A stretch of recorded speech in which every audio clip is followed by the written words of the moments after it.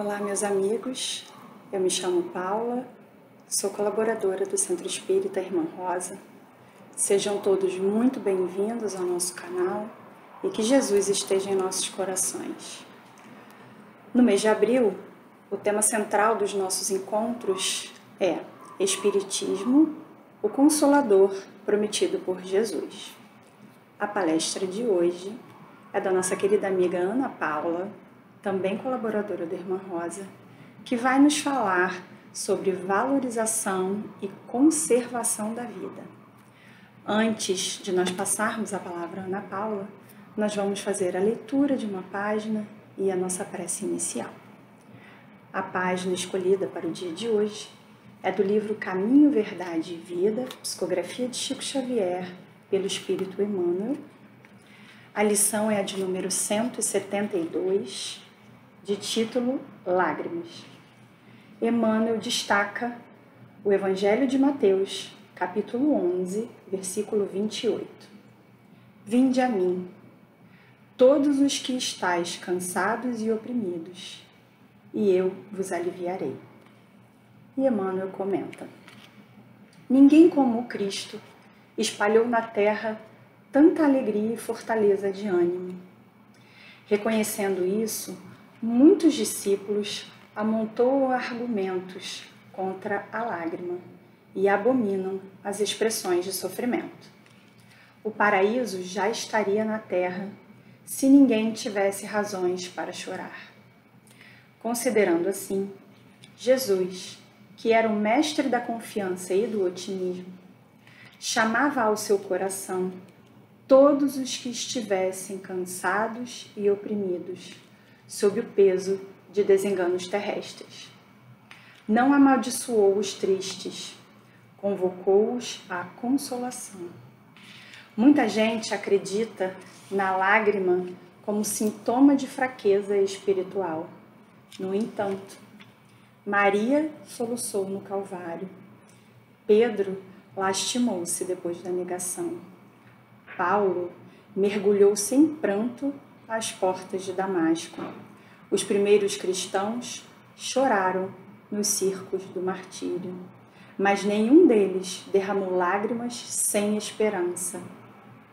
Prantearam e seguiram o caminho do Senhor, sofreram e anunciaram a boa nova da redenção, padeceram e morreram leais na confiança suprema. O cansaço experimentado por amor ao Cristo converte-se em fortaleza. As cadeias levadas ao seu olhar magnânimo transformam-se em laços divinos de salvação. Caracterizam-se as lágrimas por origens específicas. Quando nascem da dor sincera e construtiva, são filtros de redenção e vida. No entanto, se procedem do desespero, são venenos mortais. Vamos orar. Amado Mestre Jesus, querida Irmã Rosa, queremos agradecer a oportunidade abençoada de podermos aqui nos reunir para estudar o Evangelho do Cristo à luz da doutrina dos Espíritos. Senhor Jesus, te pedimos permissão para darmos início à reunião do dia de hoje, rogando humildemente que se faça sobre nós o teu olhar amoroso, rogando também que os bons espíritos da casa da Irmã Rosa possam chegar a todos os lares aqui representados e tocar todos os corações. Fortaleça em nós, Senhor, o propósito de seguirmos os teus ensinamentos, hoje e sempre. Fiquem conosco, que assim possa ser. Graças a Deus. Passamos a palavra a Ana Paula. Amigos queridos do canal do YouTube da Casa da Irmã Rosa, que possamos nesse momento sentir todas as boas vibrações que os bons espíritos que trabalham na Casa da Irmã Rosa sempre nos trazem, que possamos nos sentir envolvidos, intuídos, protegidos por todos eles, sentindo a paz de Jesus em nosso coração, para nossa conversa de hoje, que o tema é valorização e conservação da vida. Traremos aqui uma passagem do livro O Espírito de Verdade, que é um livro que está sendo estudado por um grupo de estudos, da nossa casa, online. Traremos aqui a passagem pelo Espírito Hilário Silva, que fala de uma situação da vida de Kardec. Paris, 1860. É uma manhã fria de abril. Kardec está muito triste, desanimado, acabrunhado, está sentindo muita pressão, muito trabalho ainda a ser feito, a ser realizado, muitas cartas de escárnio na sua mesa que tentam comprometer o seu trabalho.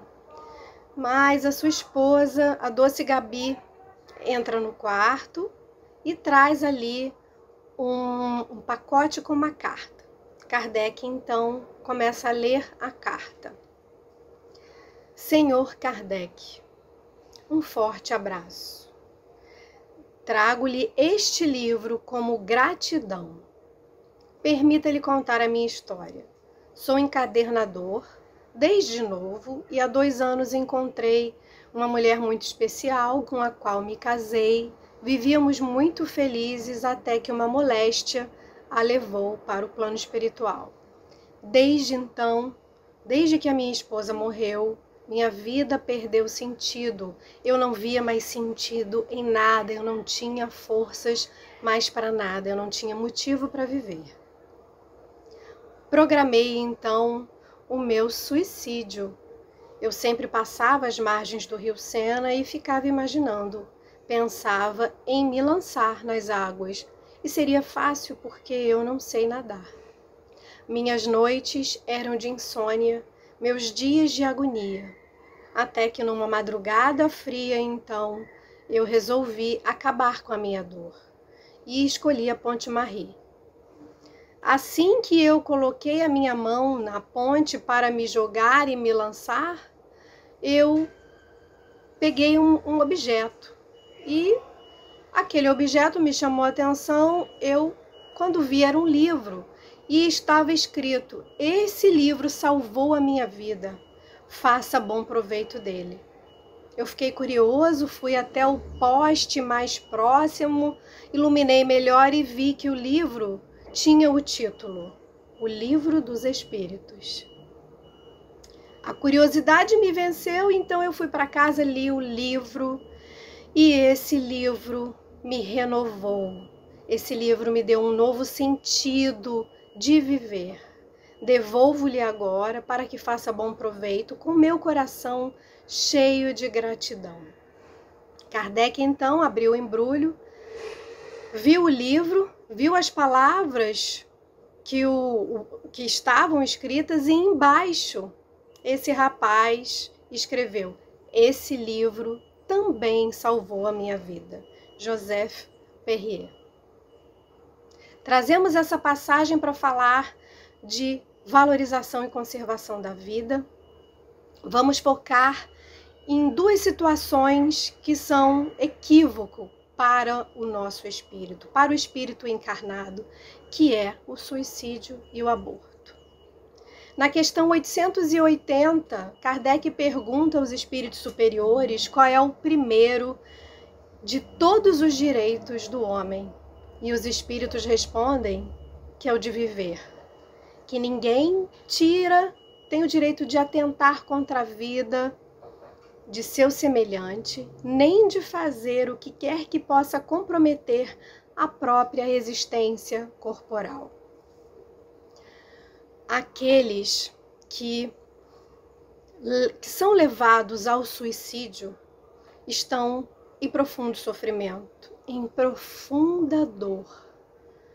São criaturas que estão vivendo um momento tão difícil que não conseguem perceber uma saída. É uma situação muito dolorida. E o que acontece nesse momento é que eles acreditam que aquela dor, aquele sofrimento está vinculado à vida, àquela existência. E num ato de loucura, de desespero, de vários fatores, muitas vezes até relacionados com doenças do corpo físico, acontece o suicídio. Quando o espírito passa por uma experiência de suicídio, o que acontece com esse espírito no plano espiritual é único para cada um. Nós temos mais ou menos algumas ideias do que acontece com esse espírito, mas cada qual, de acordo com a sua vivência, com o seu coração, existem os atenuantes e os agravantes desse equívoco, porque ele acredita que ele, extinguindo com a vida, ele vai extinguir com a sua dor. Mas o que é comum a qualquer espírito que passa pelo suicídio, que é inerente, a experiência que é inerente ao suicida é a decepção. Porque ele acredita que a vida acaba e com ela a sua dor, a sua angústia, só que ele percebe no plano espiritual que a sua vida não acaba e que a dor também não. Então a decepção é comum a todo espírito suicida. O que acontecerá a cada um vai depender da trajetória desse espírito. E o importante é nós lembrarmos que todos os espíritos são socorridos, são auxiliados, todos.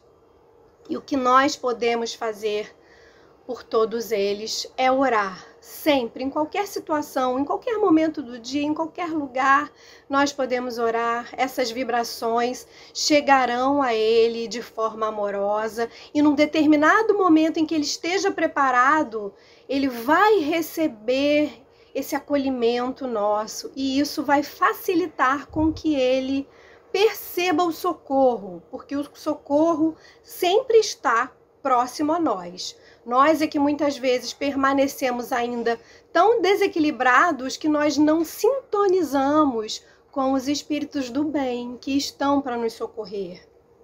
Então é importante o que nós podemos fazer, o que nós devemos saber é que sempre podemos orar pelos espíritos que caminham pelo equívoco do suicídio, que eles receberão as nossas orações e o socorro do plano espiritual. Trazendo aqui um exemplo que está no livro Ressurreição e Vida, através da mediunidade de Ivone do Amaral Pereira, uma passagem que fala a lição materna. Ela cita a história de um jovem, Dmitri, que se suicida no rio Volga. E ele permanece por um tempo sem entender o que está acontecendo, né? Ainda em questão de sofrimento ali, mas as lembranças da mãe com os irmãos na hora do jantar, a mãe contava passagens da vida de Jesus para os filhos reunidos na hora do jantar. Então, quando ele lembra da mãe, quando ele lembra da voz da mãe contando passagens de Jesus, ele consegue aquecer o coração, consegue mudar o padrão vibratório e percebe o socorro que estava ali aguardando por ele para ser resgatado e para ser reeducado, para que não cometesse novo equívoco de suicídio em nova reencarnação. Então agora ele iria, é o que acontece com todos, né? Todos somos reabilitados para a gente aprender a valorizar, a gente aprender a conservar a vida. Assim também é a questão do aborto. Os espíritos que também, por um equívoco, cometem o aborto. Estamos aqui, não estamos falando de... Nós sabemos que é um assunto muito polêmico, que a sociedade ainda fala muito disso, né? Que é um assunto legalizado, é uma questão legalizada em vários países, estamos aqui falando do espírito na sua caminhada individual evolutiva. O que os espíritos superiores nos dizem é que é um equívoco, que nós não temos esse direito de atentar contra a vida. E aí existe uma questão maior: em que momento se começa a vida? Essas questões, nós temos cursos na casa da Irmã Rosa, na época presencial, nós discutimos essa questão mais profundamente, todos os detalhes, em que momento que começa a vida. Mas é importante nós sabermos que é um equívoco, que nós precisamos nos posicionar, que o espírito não foi feito, ele vem para um processo reencarnatório e ele precisa passar por essa experiência de vida na matéria. Sabemos que doutora Marlene Nobre, que era uma ginecologista que fundou a sociedade, a AME, a Associação Médica Espírita, ela fundou a AME de São Paulo, fundou a AME do Brasil e a AME Internacional. Ela tinha um trabalho muito grande de conscientizar a sociedade do equívoco do aborto. Ela foi recebida pelo Senado, isso em torno de no ano de 2005, 2006. Né? A AME tinha uma comitiva, porque foi recebida pelo Senado, foi recebida pelo Supremo Tribunal de Justiça, foi recebida por várias entidades em Brasília, para falar contra o aborto, mas não é simplesmente falar contra o aborto, né? Era proposta de mudanças na sociedade, de estruturações para que o aborto não precisa ser uma opção para nenhuma criatura viva. Então é importante nós sabermos que nós não temos esse direito, né, de atentar, de realizar um aborto. Os espíritos nos trazem isso. Mas, diante desse equívoco, o que nos vale é orar por aquele espírito que não veio, né, por várias questões, que a sua vida foi interrompida, orar por todos aqueles que foram envolvidos, pai, mãe, aqueles que executaram, porque cada um terá, né, o seu grau de responsabilidade. Não é punição, é responsabilidade. Cada qual terá o seu grau de responsabilidade e será reabilitado. E Deus é misericórdia, é amor, é justiça. Então, esses espíritos que não tiveram essa experiência terrena de convivência, em um dado momento lá na frente terão nova oportunidade de se reencontrar e de se relacionar. E aquelas que passaram por essa experiência do aborto e não conseguiram mais em nenhum momento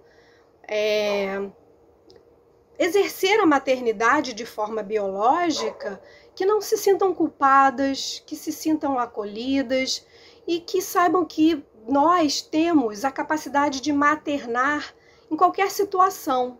Então podemos, como filhos que não são gerados do nosso ventre, mas podemos agir de forma materna com filhos de outras mães, através do nosso trabalho, através de um trabalho social, através com outras pessoas da família. Essa é até uma passagem que está no livro Boa Nova, no capítulo que fala de Maria de Magdala. Boa Nova, através de Chico Xavier, o espírito Humberto de Campos, e que Maria de Magdala chega para Jesus e fala que ela é muito desgraçada porque ela não vai poder ser mãe. E ela queria ser mãe. Quando ela desperta para o amor de Jesus, ela queria exercer o amor da maternidade. Jesus fala para ela: Maria, quem você acha que é maior diante do Pai? Aquela que se dedica ao filho de outras mães ou aquela que se dedica só aos filhos do seu ventre? Então, Maria, vai amar, vai cuidar das pessoas. Você pode exercer a maternidade dessa forma. Então é importante lembrarmos disso. Nós ainda estamos numa caminhada evolutiva, ainda tropeçamos, ainda temos muitos equívocos, mas o importante é a gente não se prender na culpa, saber que nós agora estamos mais esclarecidos e seguir tentando com amor cada vez mais. Porque a vida é muito valiosa e ela é única. Nós sabemos da reencarnação, mas nós temos que encarar cada existência como se fosse única no sentido das oportunidades que nós temos. Cada oportunidade é única. Às vezes a espiritualidade superior demora muito tempo, muitas vidas, para reunir espíritos que precisam se relacionar, que precisam resgatar, que precisam se perdoar. Então, diante da oportunidade que nós temos, perceber como ela é divina, como ela é um presente de Deus e tentar aproveitar da melhor maneira, já que nós temos acesso aqui à doutrina espírita, tentar aproveitar da melhor maneira as oportunidades que nós temos, porque o trabalho no plano espiritual é imenso. É com muito esmero, com muita dedicação. São muitos espíritos trabalhando para que a gente dê certo, para que a gente faça a coisa certa. Ainda somos muito imperfeitos. Chegamos aqui na matéria, a gente fica meio perturbado, né? Mas é um time muito grande, fazendo força, para que a gente funcione, para que as coisas fluam bem. Um exemplo que nós temos na literatura espírita é o livro Missionários da Luz, o capítulo 13, que fala de reencarnação, através de Chico Xavier, no espírito André Luiz. Nesse capítulo, um capítulo muito conhecido que a gente sempre cita, é um capítulo que fala do carinho, do preparo que a espiritualidade superior tem em trazer um espírito que vai reencarnar como filho daquele que ele assassinou.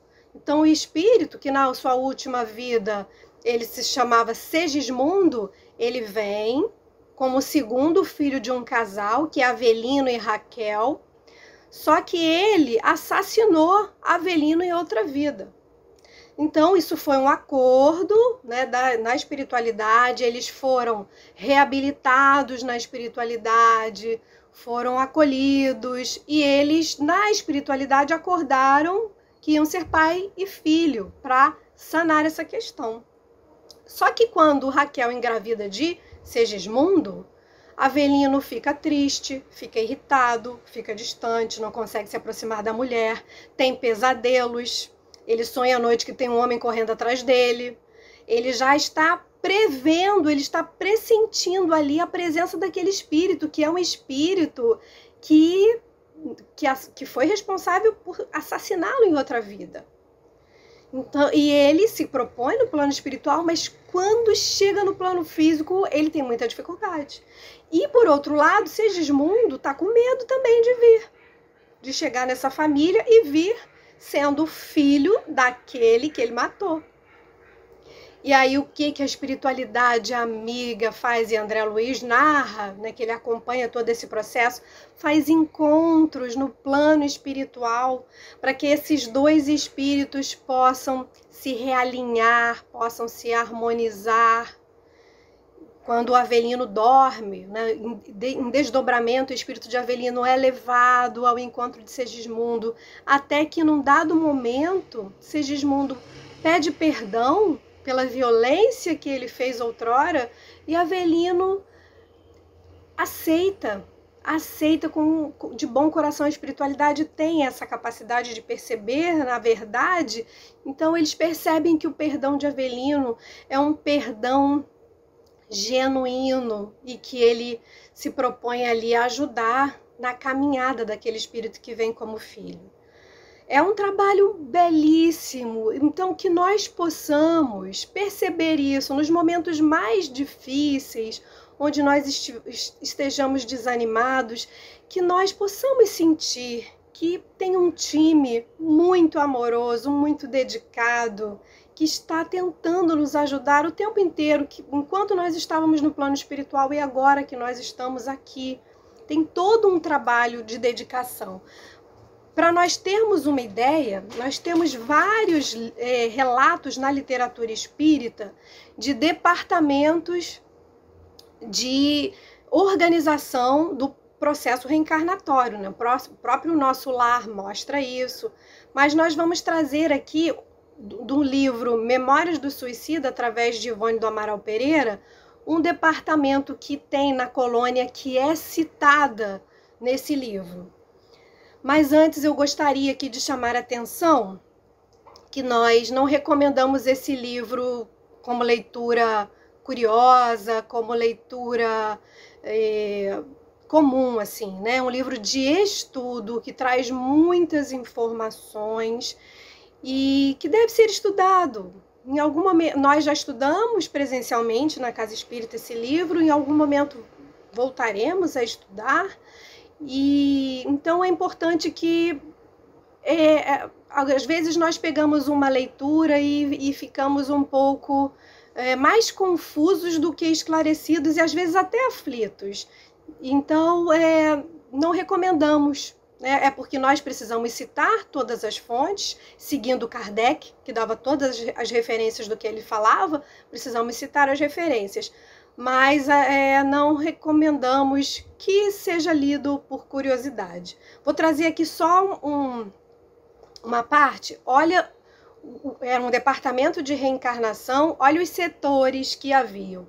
Setor de recolhimento, de análise, de programação das recapitulações, de pesquisa e planejamento dos envoltórios terrenos. Vou falar rapidamente de cada setor. O setor de recolhimento era aquele espírito que estava no momento preparado para reencarnar, então ele ia fazer nova visão, ele ia relembrar, porque isso acontece, né?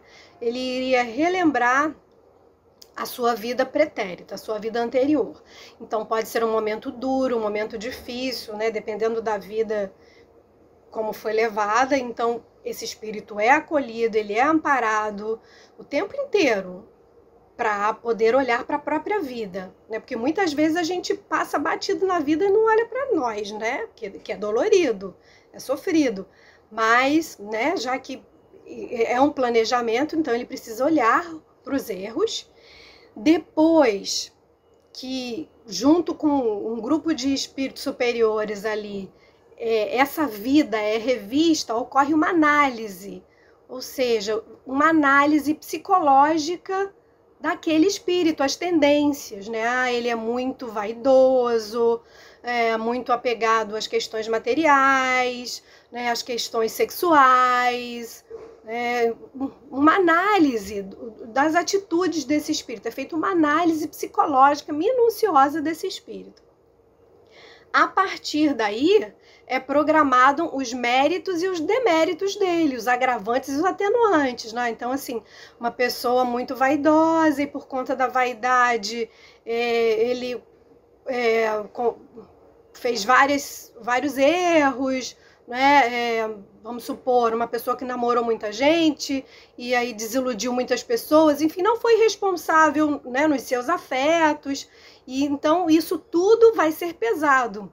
O que ele tem de bom e o que ele tem de ruim, os atenuantes e os agravantes. E aí, através da pesquisa, o outro setor, é programada ali a próxima encarnação. Então, o local onde ele vai reencarnar, a família. E aí, pesquisar uma família que também aceite ali trabalhar mais ou menos as questões que aquele espírito precisa trabalhar. Às vezes são espíritos afins, às vezes são desafetos.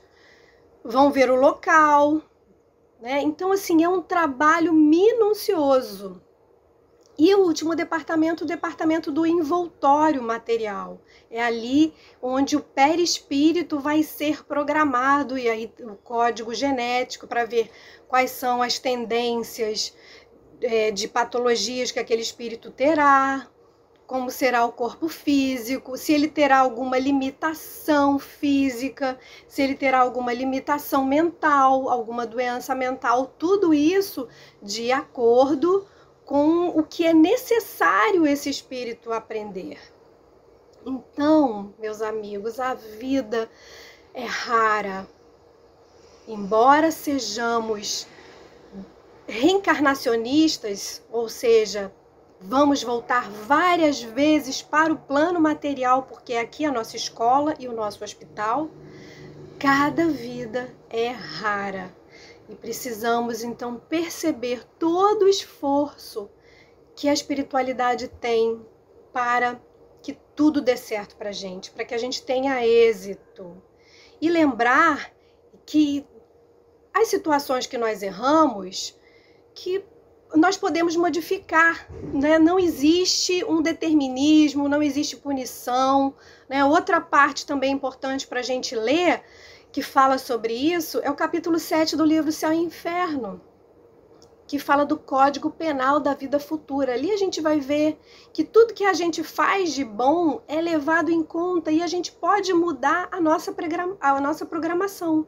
Porque as nossas provas e as nossas expiações, elas não são delimitadas ali.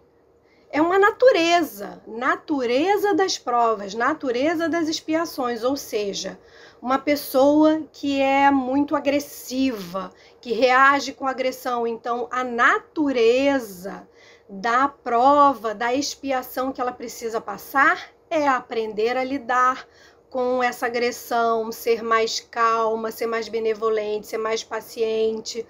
Uma pessoa que é muito apegada às questões materiais, que guarda muito, que só pensa em dinheiro. Então, a natureza da prova dessa pessoa, da expiação, é que ela aprenda a ver o mundo com outros olhos, aprenda o desapego, aprenda a valorizar os sentimentos das pessoas. Então, mas isso tudo pode ser modificado à medida que a gente se transforma, que a gente se propõe a trabalhar no bem. Não tenhamos nenhum receio da nossa programação, porque a nossa boa vontade, a nossa tentativa no bem, a nossa intenção pode modificar tudo.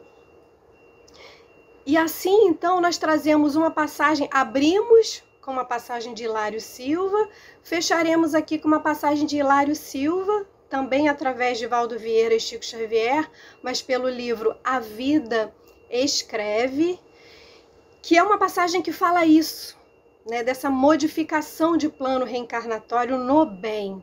Fala de Saturnino, um homem que era muito bom, muito amoroso, todo mundo gostava, trabalhava numa casa espírita, vivia para o bem e trabalhava numa fábrica, e um dia ele tem um acidente na fábrica e é levado para o hospital, o braço dele fica todo machucado, o braço direito, ele é levado para o hospital e é operado rapidamente e só perde o polegar.